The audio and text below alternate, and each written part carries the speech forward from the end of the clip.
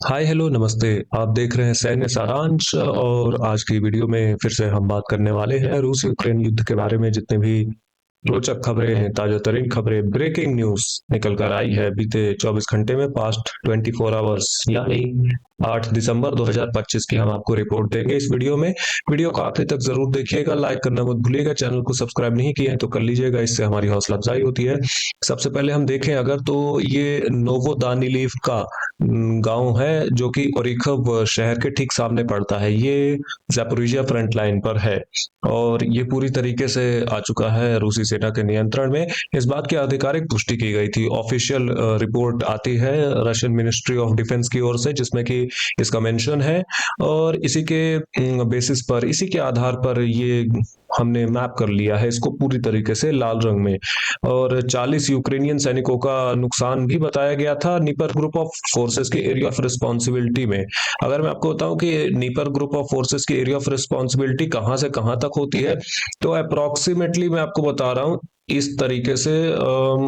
एक एक सेकंड मुझे दीजिएगा, मैंने शायद कुछ गलती कर दी। हाँ, एग्जैक्टली यहां से लेकर, ये जो लाल रेखा मैंने आपके सामने खींची, यहां से लेकर आप आगे बढ़ते जाइए लेफ्ट साइड की ओर, पूरी ज़ैपोरिज़िया फ्रंट लाइन और पूरी खेरसोन फ्रंट लाइन जितनी भी आप देख पा रहे हैं, ये सब आती है नीपर ग्रुप ऑफ फोर्सेस की एरिया ऑफ रिस्पॉन्सिबिलिटी में।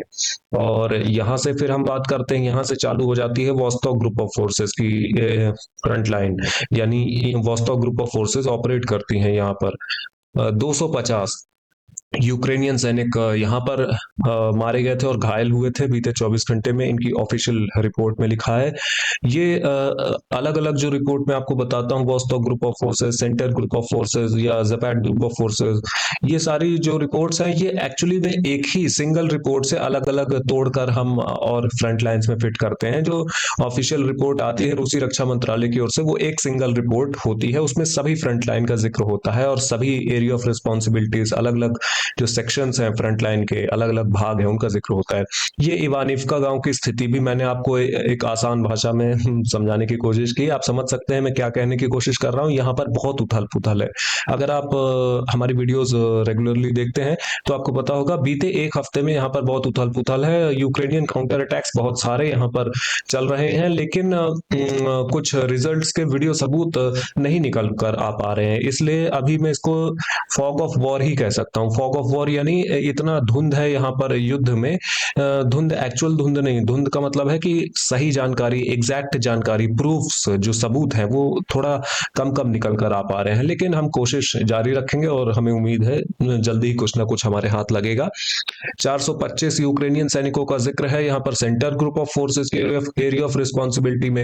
मैं बात करूं कि वॉस्टॉक ग्रुप ऑफ फोर्सेस की एरिया ऑफ रिस्पॉन्सिबिलिटी कहां तक होती है, तो ये जहां से नीपर ग्रुप ऑफ फोर्सेस की खत्म होती है, ये लाल रेखा यहां से चालू हो जाती है वॉस्टॉक ग्रुप ऑफ फोर्सेस की, और ये जाकर खत्म होती है लगभग लगभग इस जगह के आसपास। ये जो लाल रेखा मैंने आपको खींची, यानी एग्जैक्टली ये जो उदाचने गांव है, यहाँ से चालू हो जाती है, इसके आसपास ये जो इलाका है, यहाँ से centre group of forces operate करती हैं, इनकी इनकी रिस्पॉन्सिबिलिटी है ये एरिया।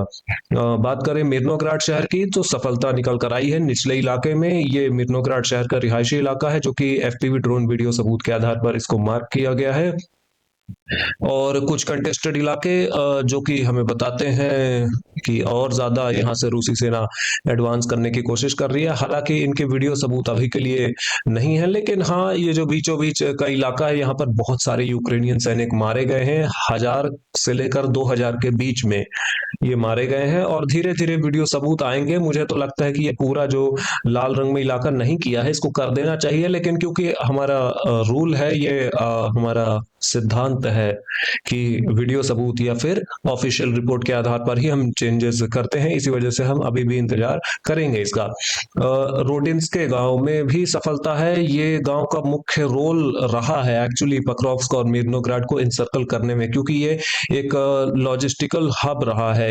इधर इस गांव में रूसी सेना को काफी नुकसान भी उठाने पड़े होंगे, निश्चित तौर पर मैं ये बात कह सकता हूँ। एग्जैक्टली कितनी संख्या है इसका अनुमान लगा पाना बहुत मुश्किल है। मैंने शायद आपसे एक दो दिन पहले कहा भी भी था कि मैं कोशिश करूंगा कि यूक्रेनियन रक्षा मंत्रालय के नंबर्स निकाल कर लाऊं, लेकिन वो नंबर्स इतने ज्यादा खराब थे कि मेरा मन ही नहीं हुआ रिपोर्ट करने का। एक्चुअली मैं बताऊं तो यूक्रेनियन रक्षा मंत्रालय की रिपोर्ट बहुत ज्यादा अनरिलायबल है। उनकी माने तो पूरी रूसी सेना और उससे ज्यादा जितना रूसी सेना का साइज है इसकी दो गुना, मतलब अगर मान ले कि 14 लाख है रूसी सेना का साइज आज की डेट में, मान लीजिए तो 28 लाख 30 लाख सैनिक खो चुकी है रूसी सेना, जिसमें कोई सच्चाई नहीं है, रत्ती भर सच्चाई नहीं है।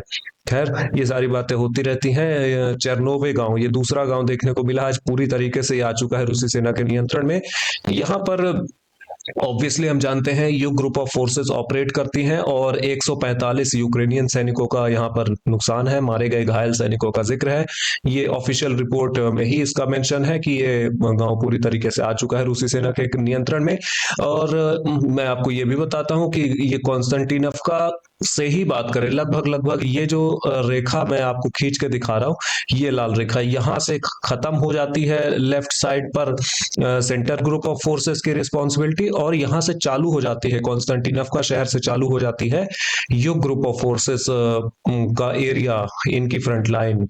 और इसी सिलसिले में ये भी शहर आता है जो कि आप देख पा रहे हैं। ये बहुत बड़ा मुश्किल एक रोड़ा था रूसी सेना के एडवांसेस में, लेकिन फाइनली इस ऑब्स्टेकल को यानी रास्ते के कांटे को पार कर लिया है रूसी सेना ने, और ये सफलता आप देख ही सकते हैं। सिवियर्स्क के सेंटर में बिल्कुल बीचों बीच पाए गए हैं रूसी सैनिक। ये हम आज की एक मात्र वीडियो हम देखते हैं। इसमें क्या है, मैं ज्यादा वीडियोस आजकल इसलिए नहीं दिखाता हूं क्योंकि ऐसी वीडियोस बहुत रेगुलर आती रहती हैं। मैं आपके लिए सारे लिंक्स आज पेस्ट कर दूंगा।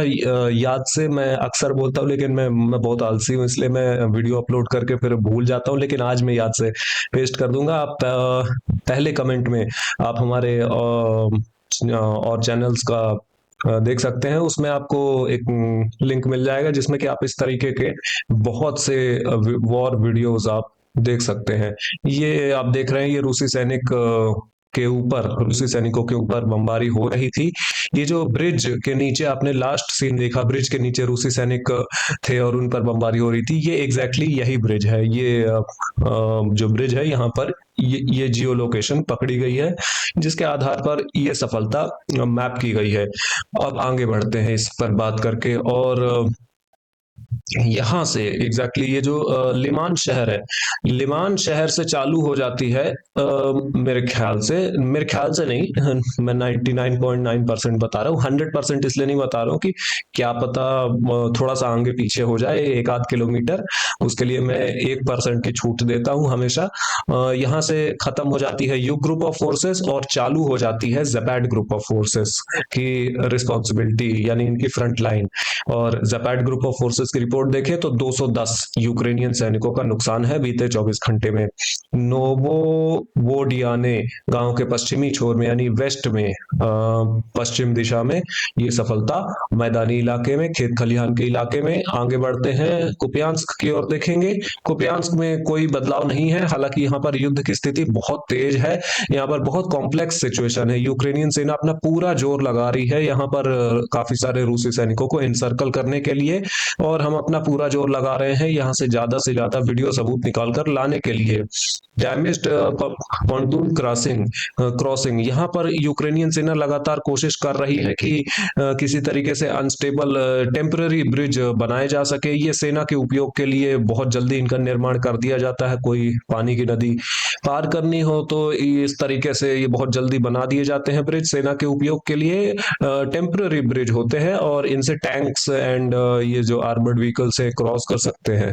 क्योंकि यूक्रेनियन सेना जानती है कि रूसी सेना का प्लान क्या हो सकता है। हमने आपको बताया था शायद कल की वीडियो में या परसों की वीडियो में, मुझे एग्जैक्टली ध्यान नहीं, लेकिन हमने इसका जिक्र किया था कि रूसी सेना का प्लान कुछ इस तरीके से है। यहाँ पर थोड़ा सा आगे बढ़ के कुपियांस्क शहर से पश्चिम उत्तरी दिशा में, उत्तर पश्चिम दिशा में आगे बढ़ के, और ये जितना भी इलाका है ये बीचों बीच का, इधर जो हजारों गांव आप देख पा रहे हैं, ये इनको इन सब पर जो रूसी यूक्रेनियन सैनिक इनकी रक्षा कर रहे हैं, उनको इनसर्कल करना, क्योंकि ये उत्तरी छोर में वोवचांस्क शहर है, ये आप देख पाएंगे, ये वोवचांस्क फ्रंट लाइन है, यहाँ से ये जो पानी की बहुत विशाल झील है ये चालू हो जाती है, और यहाँ पर जितने भी ब्रिजेस हैं इनको तबाह कर दिया गया है। इसी वजह से यूक्रेनियन सेना यहाँ पर टेम्पररी ब्रिज का निर्माण कर रही है अपने उपयोग के लिए। लास्ट में नॉर्थ ग्रुप ऑफ फोर्सेस की रिपोर्ट, 205 यूक्रेनियन सैनिकों का जिक्र था इसमें बीते 24 घंटे में। कुछ बातें कर लेते हैं जरूरी राजनीतिक खबरें। एक केस ऑफ जेनोसाइड, ये जो शब्द है मैं इसको बार बार नहीं बोलूंगा, क्योंकि ये यूट्यूब के लिए दिक्कत वाली बात हो सकती है, यूट्यूब चैनल के लिए। आप इसको चाहे तो, अगर आपको मतलब नहीं पता है इसका, तो आप इसको गूगल कर सकते हैं, इसका हिंदी में मतलब क्या है। वैसे मैं उम्मीद कर रहा हूँ, क्योंकि आप हमारे दर्शक हैं और हम जैसे होशियार हैं, हमारे दर्शक भी होशियार हैं, तो आप जानते होंगे। यहाँ पर एक केस फाइल कर दिया गया है यूक्रेन की टॉप लीडरशिप के ऊपर।